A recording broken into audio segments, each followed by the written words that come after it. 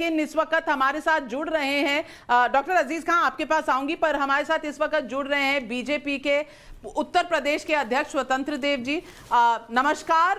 और इस वक्त बीजेपी को पूर्ण बहुमत मिल रहा है, 240 सीटों का प्रोजेक्शन है हमारे टाइम्स नाउ नव भारत के ओपिनियन पोल पर।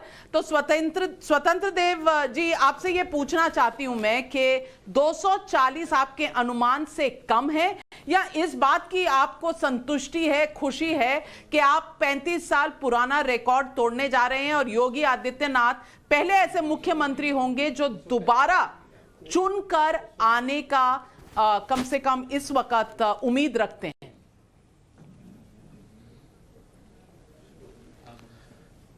केंद्रीय नेतृत्व ने और संगठन ने तय किया है 300 प्लस का नारा, और 300 पार हम करेंगे। पार्टी के समस्त कार्यकर्ता और संगठन के पदाधिकारी और सभी लोग जनता जनार्दन का आशीर्वाद लेकर हम आदरणीय मोदी जी का जो लोकप्रियता है, आदरणीय योगी जी की जो कार्य हैं, जिनके नेतृत्व में चुनाव होना है उत्तर प्रदेश का, और इस लक्ष्य को हम लोग 300 प्लस को पार करेंगे। उसके पीछे कारण है क्या, इस राज्य के अंदर पिछले 15 सालों से इस राज्य का कोई पुरसा हाल नहीं रहा है। इस राज्य में एक तरह का गुंडागर्दी, भ्रष्टाचार और एक वंशवाद, परिवार के वाद के लिए पार्टी यहाँ जानी जाती थी। तो एक बार लोग सपा निपटाते थे तो बसपा आ जाती थी, बसपा निपटाते थे तो सपा आ जाती थी। पहली बार इस राज्य के अंदर योगी जी के नेतृत्व में कानून का राज है और 24 घंटे लाइट मिल रहे हैं, और जिसके कारण विकास के नाम पर हम चुनाव जीत रहे हैं।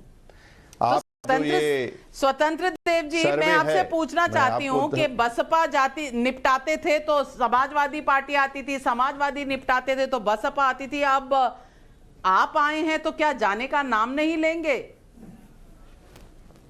ऐसी मंशा है आपकी? क्या है कारण उसके पीछे? पहली बार ऐसा नहीं, राज्य का पहला मुख्यमंत्री ऐसा है कि पिता के देहांत पर भी वह घर नहीं जाते।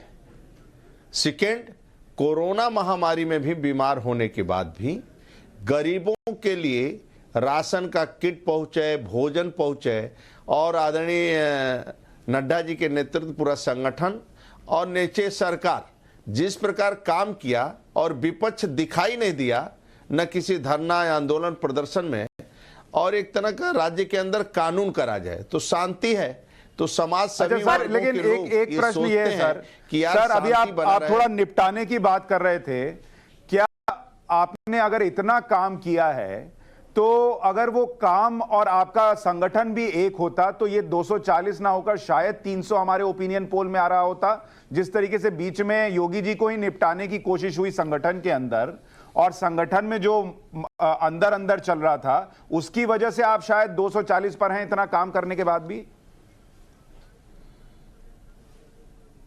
पर्याप्त समय है, पर्याप्त समय है, और देश के सभी लोग राज्य के अंदर आ चुके हैं जो गुमराह कर रहे हैं, जनता को भ्रमित कर रहे हैं।